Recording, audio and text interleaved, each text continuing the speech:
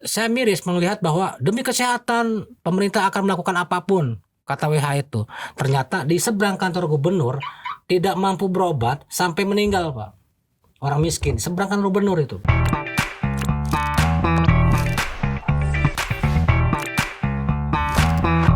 Assalamualaikum warahmatullahi wabarakatuh. Apa kabar sahabat Banten Podcast? Sudah hadir bersama kita jurnalis senior, aktivis senior, bahkan dia adalah tokoh senior di antara semua pergerakan di Banten. Wow, terlalu berat, Apa Pak. kabar Bang Lulu? Alhamdulillah sehat, Pak Isan. Sehat. Alhamdulillah. Ini susah undang Bang Lulu Gampang karena kan. sehari-hari sibuk terus. Dan beliau adalah pendiri dari rumah singgah pasien miskin di Banten. Satu-satu yang didirikan oleh masyarakat. Kalau di provinsi lain didirikan oleh pemerintah Ya, daerah masing-masing. Benar nggak Bang Lulu? iya, mereka kebanyakan di luar Jakarta, di luar daerah, di pusat di Jakarta, tapi dari daerah masing-masing Iya. dananya. Artinya bisa jadi dua kemungkinan. Ya, Pemprov tidak peduli, ya. atau yang kedua, Pemprov tidak peduli. Kayaknya dua-duanya benar deh. Nah, jadi kita coba ngobrol dulu Bang Lulu, Ya, biar paham nih, biar nggak gagal paham. Jadi yang dimaksud rumah singgah pasien miskin itu apa? jadi beda dengan yang sering didirikan oleh pemerintah Pemkot atau Pemprov. Di daerah masing-masing ada rumah singgah aja cukup. Ada rumah singgah anak jalanan, rumah singgah orang yang musafir. Kalau kita rumah singgah pasien tidak mampu, pasien miskin. Misalnya kita dari warga Lebak, Pandeglang atau Anyer yang jauh, mereka mau berobat ke Kota Serang. Biasanya jadwalnya pagi, kan, operasi pagi. Kalau berangkatnya pagi pasti kesiangan. Malam juga dia standby di rumah sakit kejauhan, kelamaan. Nah, mereka bisa singgah ke rumah singgah kami. Misalnya berangkat dari sore, nyampe malam ya tidur, makan semua di tempat kami gratis. Nanti juga tujuannya ke rumah sakit mana kita antarkan dengan ambulan kami gitu. Oke. Dan selain itu ada juga misalnya keluarganya yang sedang dirawat di rumah sakit yang ada Kota Serang misalnya. Ada rumah sakit Banten, rumah sakit Derajat atau DKT atau rumah sakit Kota Serang. Karena biasanya kan pendamping pasien cuma satu, Pak Isan. Satu, sementara sisanya tidak boleh menunggu pasien di dalam rumah sakit. Kalau pulang ke Sumur, ke Bayah, Malingping, kejauhan, mereka singgah di tempat rumah singgah kami gitu. Oke, jadi nggak mungkin kekejar dari daerah-daerah yang jauh. Iya, apalagi kalau misalnya mereka hendak berobat misalnya ke Jakarta, lebih jauh kan. Mereka singgah dulu di tempat kita. Begitu nanti jadwal tanggal berapa, misalnya tanggal 2, tanggal 1 pagi berangkat dulu sampai Serang misalnya sore. Yang nginep di rumah singgah kami nanti malam kita antarkan ke Jakarta gitu kan. Untuk istilahnya antri, ambil nomor antrian untuk misalnya ke poli atau untuk operasi gitu, Pak. Ini biasanya pasien dalam kondisi seperti apa sih yang mampir ke sana Bang Lu? Iya, biasanya sih kita tuh pasien yang memang antik-antik ya, yang penyakitnya parah-parah semua gitu. Biasanya itu yang memang mereka tidak bisa istilahnya duduk atau misalnya nggak kuat duduk gitu, terbaring gitu kan. Entah dari mulai kanker tulang, tumor, atau hidrosefalus yang lainnya gitu kan. Nah, mereka memang biasanya yang 90% yang datang ke kami itu yang tidak mampu dan mempunyai penyakit parah yang hendak berobat di Kota Serang atau di Jakarta gitu. Memang mereka nggak bisa nginep di rumah sakit. Itu tidak perbolehkan karena rumah sakit pun pertama hanya boleh satu orang yang mendampingi pasien, satu orang. Sementara kan tidak memungkinkan misalnya keluarga mendampingi satu orang pasien saja, satu orang untuk satu pasien karena yang lainnya mungkin kan pengen gantian juga itu. Nah, sementara kondisi untuk di Banten sendiri tidak ada rumah singgah untuk keluarga pasien atau pasien yang tidak mampu mereka untuk menunggu pasiennya yang sedang dirawat gitu. Tidak ada satupun gitu. Bang Lu, biasanya mereka datang ke rumah singgah bawa kendaraan sendiri, pakai Enggak. kendaraan umum. Kalau kendaraan sendiri dikategorikan mereka tuh mampu. Oke. Mereka tidak punya apa namanya untuk berobat.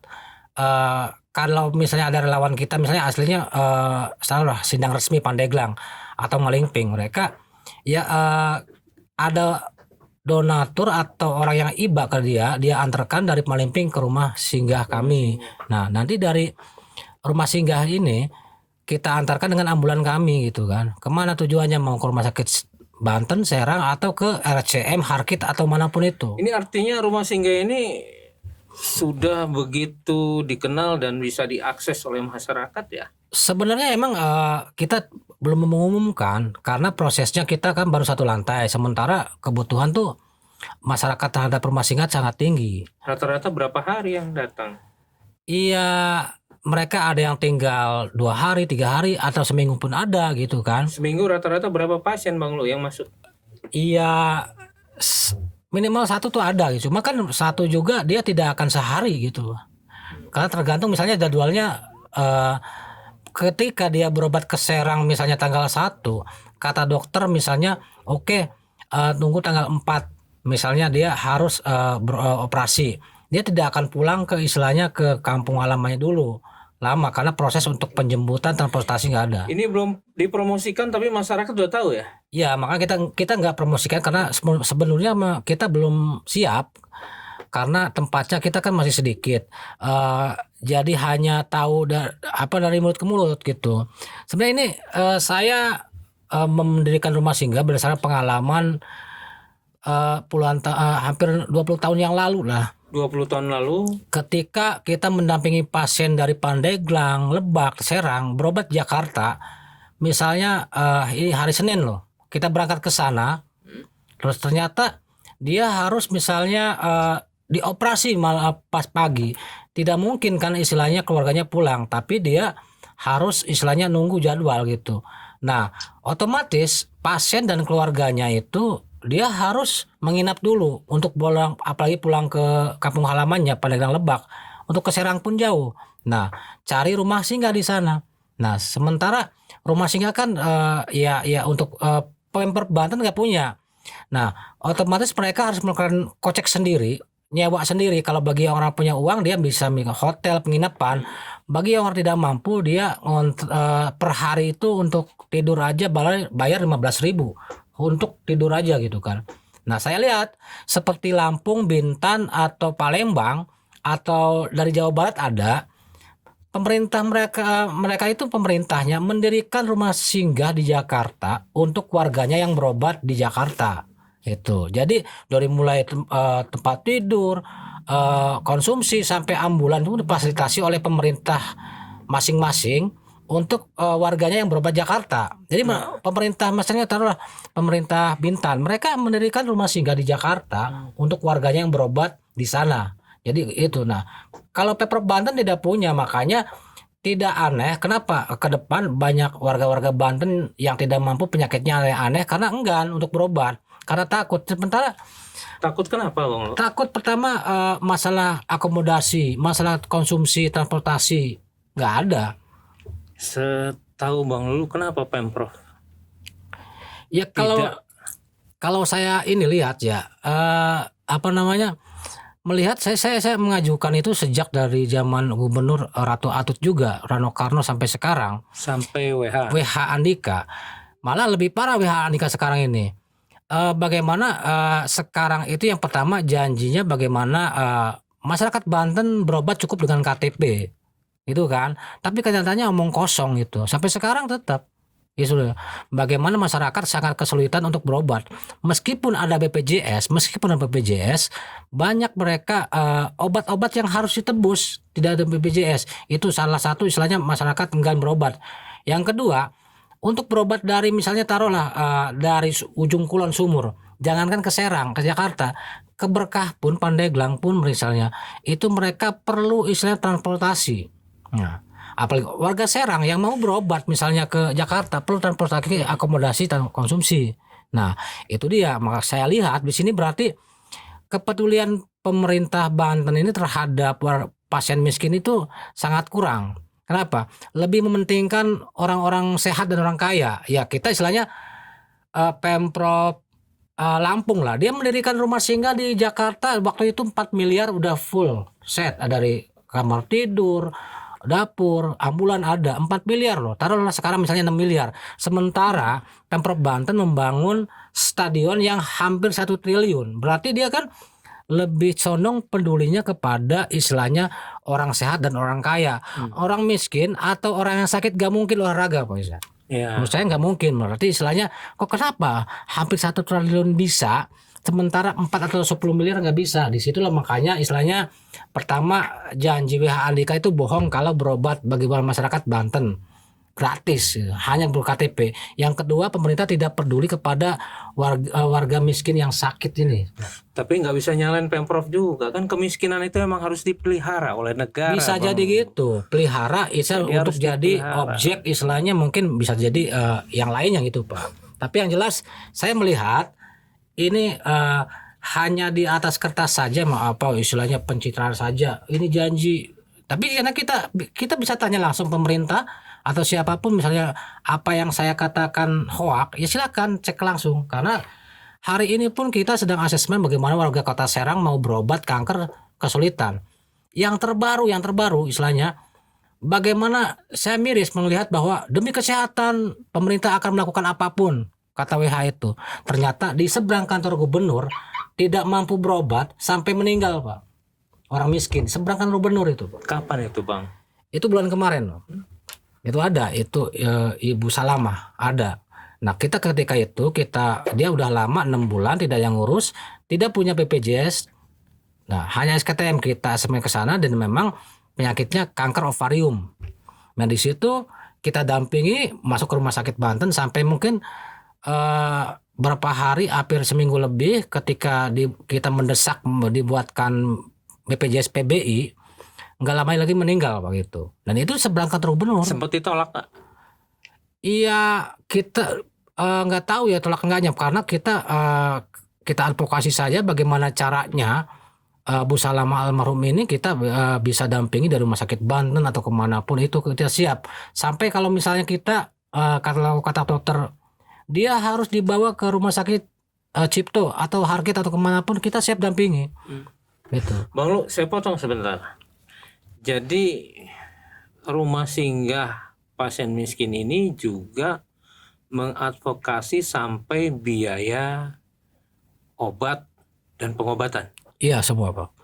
Dari mulai biaya pengobatan misalnya itu ya. Ini Bang Lu nih sebenarnya harus jadi gubernur, minimal kepala dinas kesehatan Provinsi Banten. Kepala dinas keberadaban.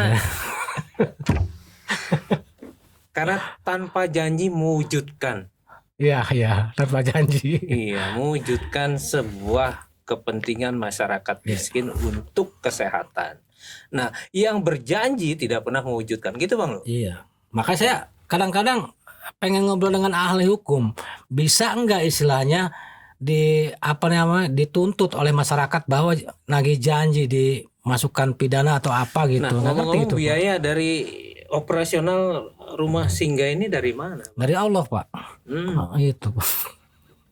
Nah jadi selain kalau kita, dari Allah itu berarti bukan dari APBN. Oh enggak Pak, enggak ada Pak.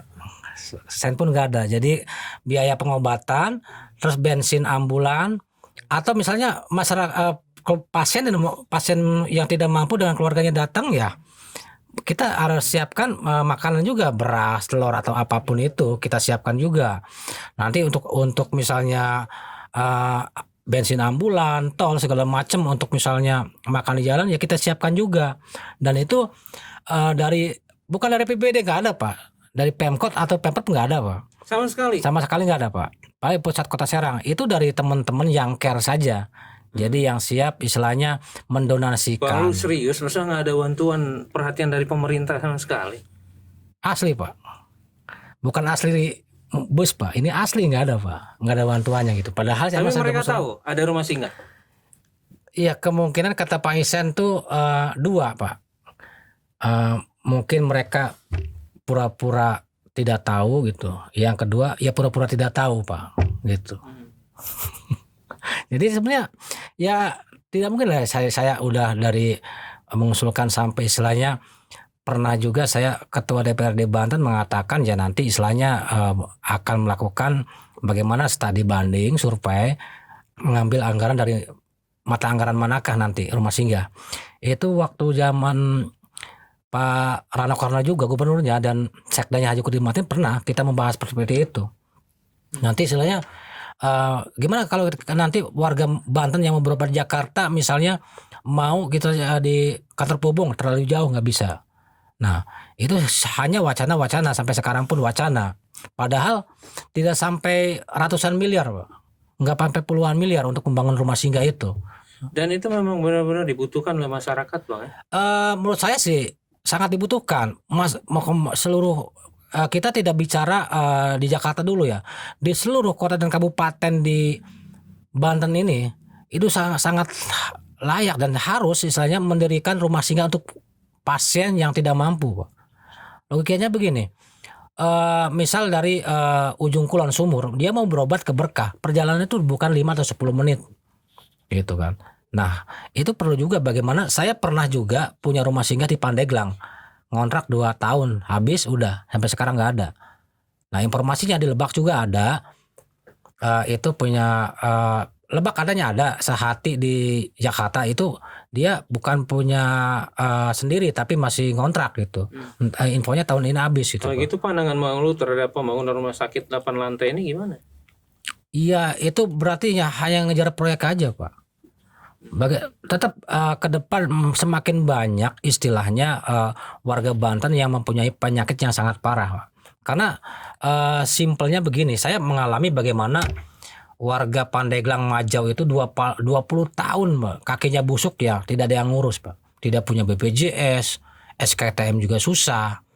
Nah, itu kita bawa, kita dampingi, alhamdulillah bisa. Dan sampai diamputasi. Nah itu sebenarnya keengganan masyarakat itu begitu mendengar kata rumah sakit itu udah trauma duluan, Pak. Istilahnya memikirkan ongkos kesananya gimana, nanti beli obat dari mana, makan dari mana gitu. Persoalan kesehatan ini bukan hanya sekedar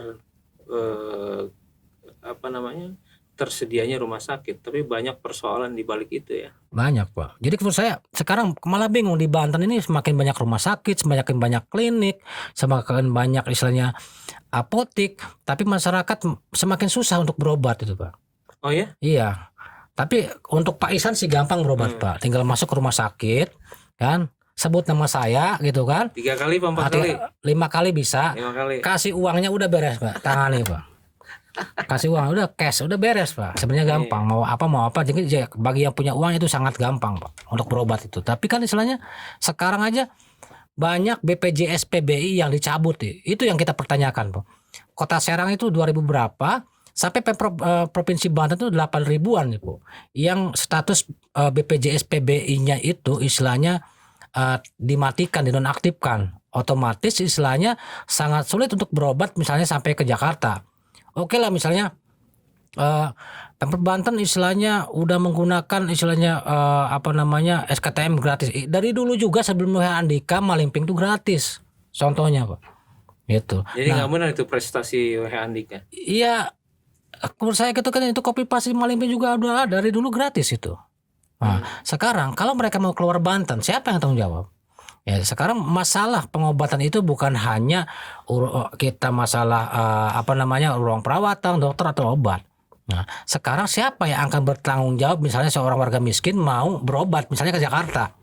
Misalnya ambulannya, makannya, akomodasinya, obat yang tidak bisa ditebus BPJS siapa? Nggak ada. Dan saya pernah tanyakan itu ke Wagub, emang tidak terpikirkan. Itu benar-benar di kondisi benar-benar tidak berdaya deh, Bang. Iya. Ya sekarang simpelnya berobat itu bukan masalah contoh Pak Isan aja. Apa berobat hanya untuk ke dokter ketemu dokter dan obat, tapi memikirkan transportasi gimana. Sementara gitu. Di samping ambulan juga tidak semua gratis, Pak. Sangat sulit juga ambulan. Ambulan semakin banyak tapi tidak mudah gitu. Nah, kita semua alhamdulillah dari mulai semua kita gratiskan bagi yang tidak mampu ini. Ambulan kita 2 ada. Semua perahu ada, warga miskin nggak ada. Jadi selain kita untuk turun ke pasien yang tidak mampu, kita juga ke bencana siap gitu Pak. Gitu. Luar biasa ya Bang Lu ya. Biasa di luar Pak, jadi jarang di rumah. Jadi ada bencana, ada pasien kita di luar terus Pak. Ini luar biasa peran ini dibandingkan Jadi cocok jadi RT Pak ya. cocok ini malah jadi kepala dinas Bang Lu. Jadi RT aja Pak, berat Pak. Nah kemudian Bang Lu, gini persoalan. Ketika ini aktivitas terus berjalan, Iya. begitu. Apakah kemudian ada masyarakat yang menuntut persoalan transparansi, uang dari mana dan sebagainya, dari donatur atau apa? Iya. Iya, apa ya? Jadi mereka, iya kalau nanya juga akan kaget juga. Kaget dan malu sendiri mungkin. Karena ini, misalnya kita menangani pasien A, ya. Oke, mungkin bisa transparansi. Hasil tidak semua itu mereka donatur itu untuk pasien. Misalnya si A kita total habis misalnya 20 juta, sementara donasi misalnya 1 juta. Bingung juga dari mana sisanya. Kayak bingung juga. Meskipun kita untuk bencana, untuk apa semua ada laporannya. Karena selama ini ya kita di luar apa ya?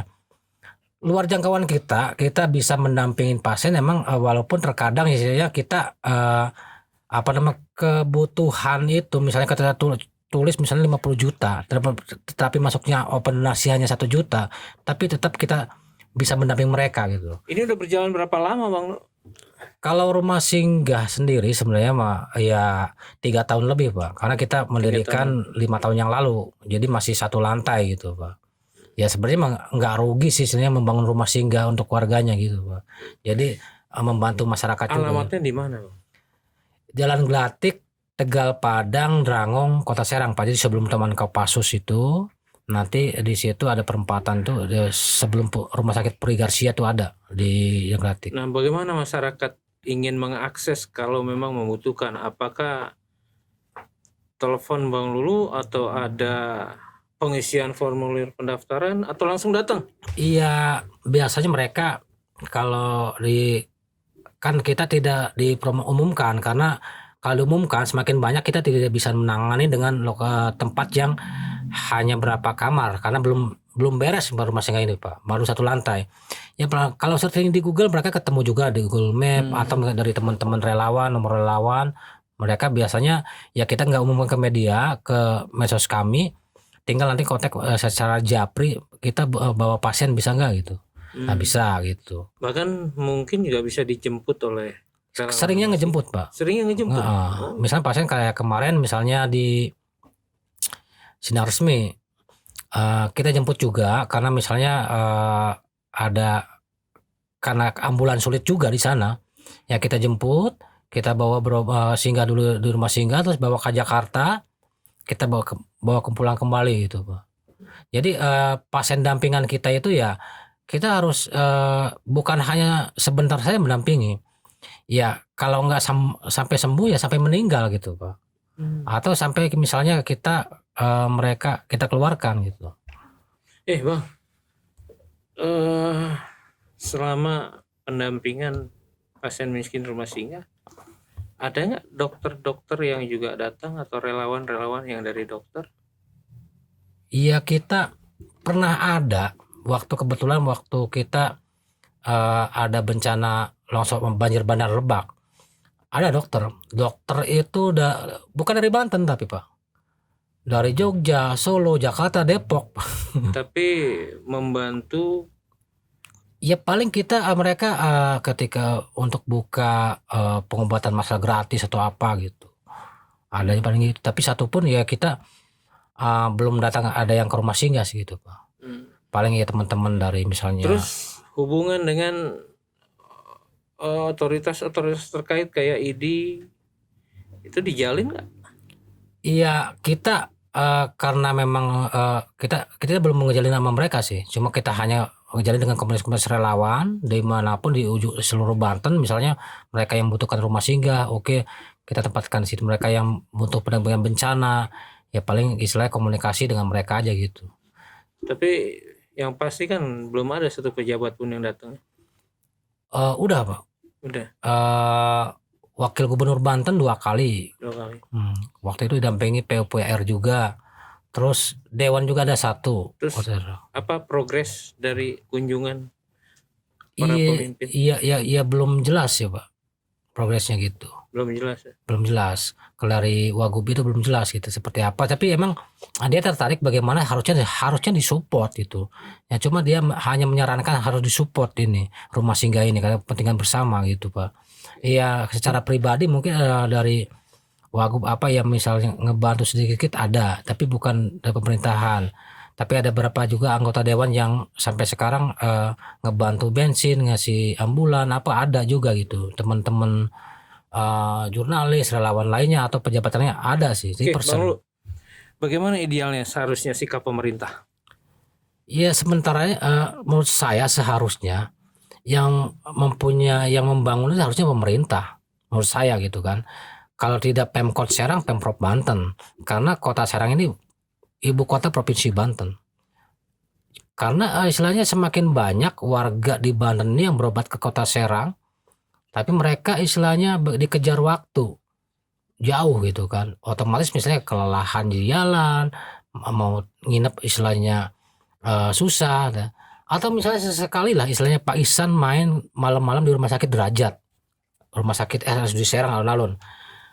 Selepas sore atau maghrib atau jam 7 malam, bagaimana orang-orang banyak tiduran di pinggir-pinggir bangunan itu atau pinggir masjid musola itu, mereka itu jauh pulangnya Pak.